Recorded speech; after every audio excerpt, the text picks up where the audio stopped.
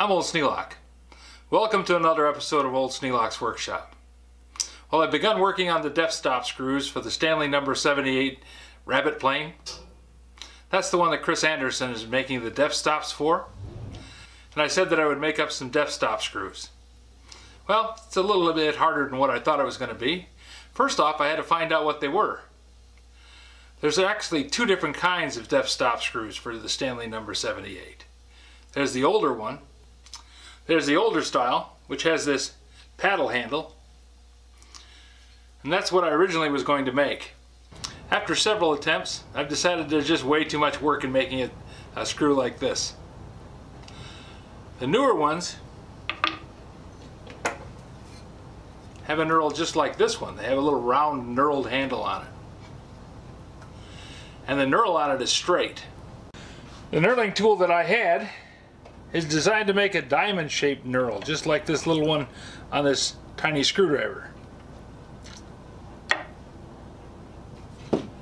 But the Stanley No. 78 had a straight knurl. I decided, you know what? I've got other jobs that have a straight knurl on them, just like these knobs for the Foley Bell Saw No. 387 saw filer. So I bit the bullet and bought a set of straight knurls. Now they're not an exact match. They're a little bit coarse for this knurl.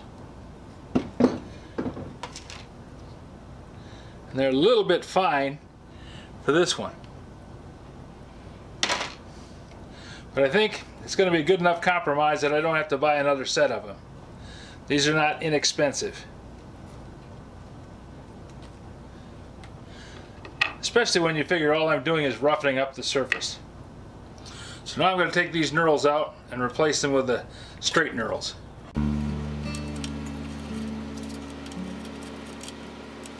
I think I'll replace them one at a time.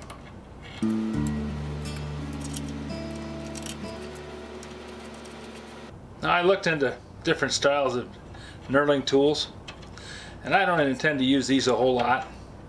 There's two different kinds of knurling tools. There's this one that pushes up against the material and drives the rollers into the material and causes it to deform into the knurled shape. Then there's the scissors type, which has two fingers that hold the knurls, and those come out and pinch on two different sides of the material, and the gripping force is created by a screw that brings these two fingers closer together and forces the knurls into the material. I would much prefer to have a scissors type knurl tool, but this one came with a tool post, and the scissors type costs a bunch of money or it spends a lot of time making it. I'd rather make it, but I don't have the time right now. And despite having new knurling tools, I don't plan on using them a lot. Well, we'll face off this blank first.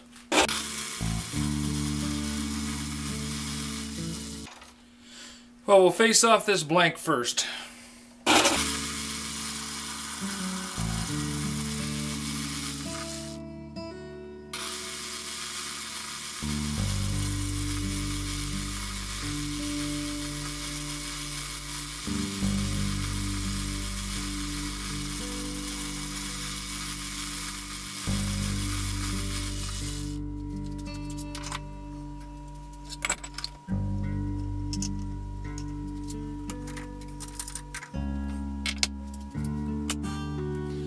And we'll center drill it.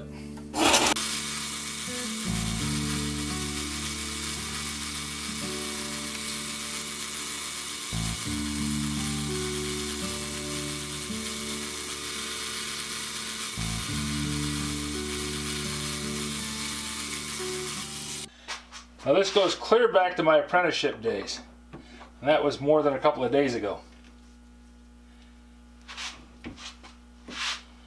I haven't really run a knurl on anything.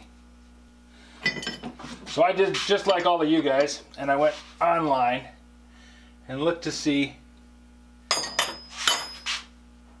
what was the best method. I can't say that I found it. So I'm going to try this way and we'll see how it works. I get asked every once in a while what kind of oil I use. This quart of 30 weight non-detergent has been down here for probably a year.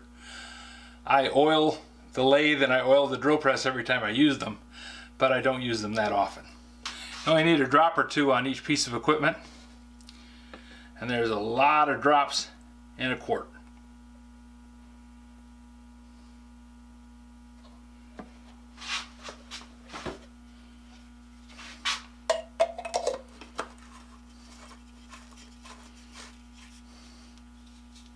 I do like this little pump oiler better than the squirt oiler that I was using prior to. Okay, we're plugged in. Come down here. Make sure I got the tailstock up. Locked down. Tight.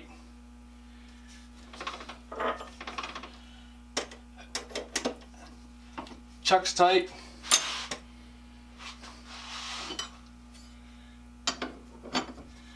Tool post is tight.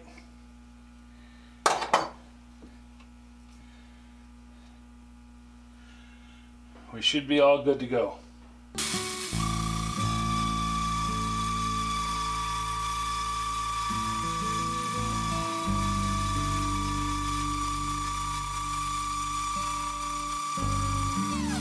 Well, we're actually double cutting. The diameter of this shaft is not what it should be, but I wanted to do a test to see just exactly how well this was going to work.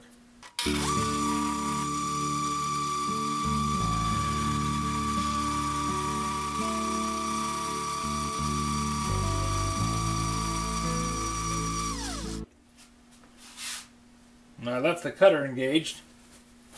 I left the rolls engaged so that I wouldn't hop out of the track.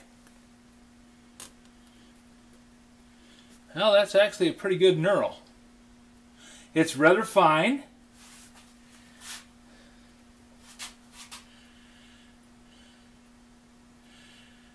So I need to go deeper. But I can see one problem. The shaft is actually pushing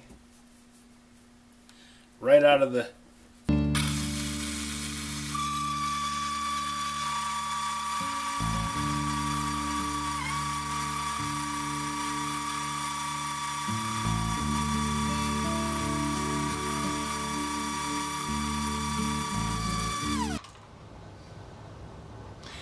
If you have any suggestions for a new video, questions about today's video, or any of the other videos on the channel, just drop a note in the comments. You know I read them all.